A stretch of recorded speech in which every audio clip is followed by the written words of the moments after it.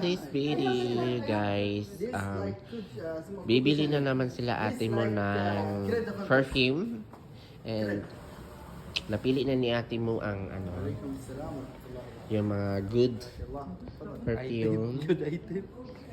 If you want go to Dara, you can buy one get two free. Perfect. So ayun na guys.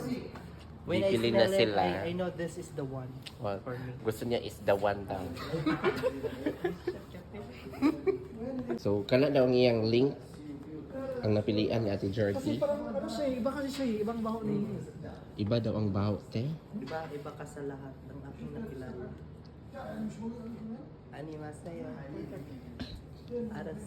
Paano maging perfect? Ah, perfect. Pag naamoy mo to,